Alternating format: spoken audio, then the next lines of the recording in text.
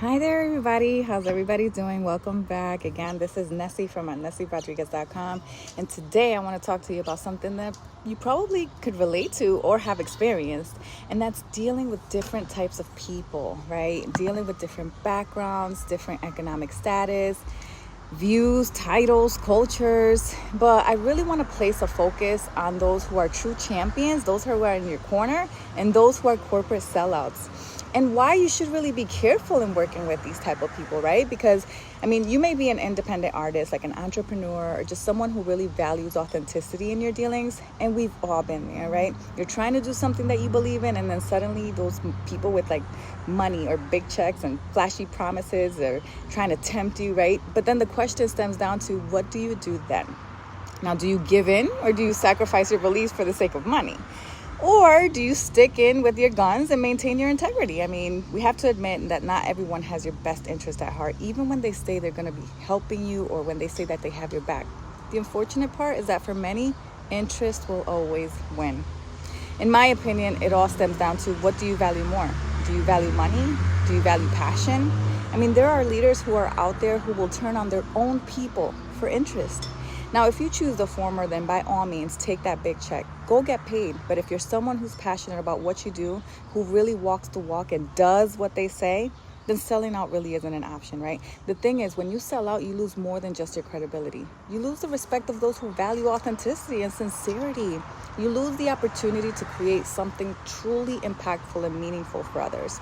Now, I found an article on LinkedIn for Eliza Daniels, right? And she said it best in her publishing, and I quote, "The term sellout to describe creatives are those who sacrifice their authenticity or artistic integrity in return for popularity, fame, and money," unquote. In a sense, that phrase sellout, it feels even more soul-selling, right? Like you've forgone your innate passions for stability and comfort. You've taken the safe road. You've sold out. Now, I'm going to show you a clip of what it really means and what you really need in a powerful life and business. And that's a video clip during my Women in Leadership event. And it's on the panel discussion that we had and why it's important to have champions on your side. All right, here it goes.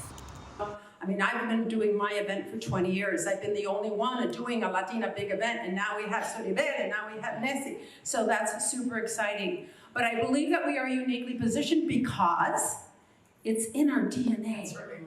Okay, we are genetically engineered to overcome and adapt and be persistent and to have that ability because we know what it is to overcome adversity, obstacles, racism, discrimination, sexism, ageism, and I notice that more when I let my hair go natural, salt and pepper, especially with the young people are like, who are you talking to, But sadly, we, and Latinas, for example, represent less than 2% in the C-suite and executive level on boards, less than 4% in management position. I myself felt that when I worked in the corporate arena. I had reached a director level in a Fortune 100. That was a pretty big deal, right?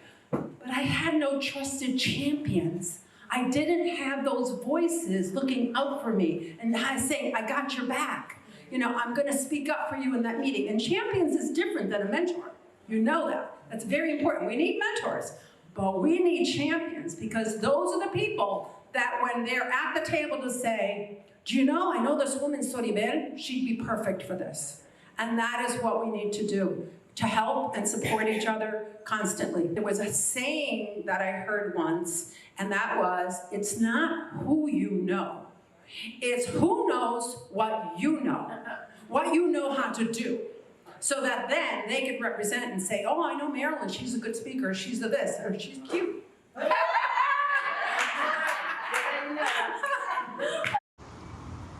That was good, right? Now, in the video, she speaks on it not just who you know, but who knows what you know, right? Champions are people who have your back. And those are the people we should really surround ourselves with. Those who have good intentions for you.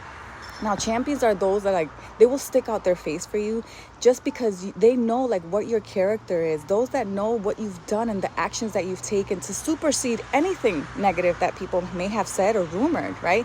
Champions will apply pressure back from those negative entities who have status. And that's powerful, right? But then there's this thing, right? And they call it conflict of interest. You've heard the term, right?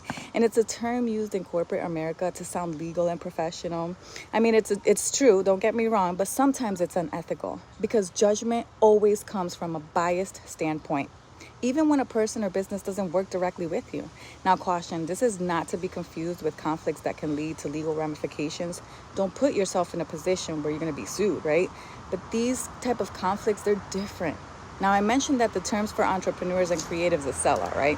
Now, it's a similar meaning. This is where people can easily become biased. They have like an unfair preference because of small things like friendships. They may be influenced to make decisions because of the potential to gain power, prestige, or money, right? These conflicts can occur when an individual makes or influences a decision and does that for personal gain, right? And that's unfair, right? The common example that I've often seen, like in corporate or even businesses, is nepotism. Now, that's the practice among those who have power or influence, and they favor like their friends, relatives, or associates who sponsor, who invest in their business ventures instead of working with those who are actually qualified or a preferred candidate. So my advice to you is to stay true to yourself and don't put your values to the side. Don't value the allure of petty cash and fame, right? Remember that the world, it does its own checks and balances. You got to remember that when you're dealing with businesses and with people. So instead, focus on creating something that you can be proud of, something that truly reflects who you are and what you stand for, right? That's where your true power lies. Now, are you ready to demonstrate and change the image that you've arrived? Are you ready to do business? Are you ready for that prime time by being a champion or by being a sellout? You have the power. What will you do with it? Are you sharing it with others? Are you passing it on? For those who want to have a powerful life in business, you have the choice as the CEO, right? You decided to step away from corporate to build a business based on your community needs or advocating for others because you wanted to do what's right, because you wanted to highlight the truth and success. Therefore, you have a choice. And how are you going to move forward from that? Again, is it by being a champion or a sellout? Don't let other people of power dictate your decisions. I often see that, and that's conflicting. It's a sad look because essentially you're giving your power away. Aren't you confident enough to make your own decisions anyway? Of course you are. Now, a lot of people have this image that power is the silver-haired white man or a Karen in the bank, right? That's what typically happens, but that's not the case. Everyone can tap into their own power. Imagine letting someone with status dictate how you do business because they're sponsoring you, because they're giving you money on the things that you're doing. One tip that I have is that I can give you is never let an investor tell you or dissuade you on how to run your business, right?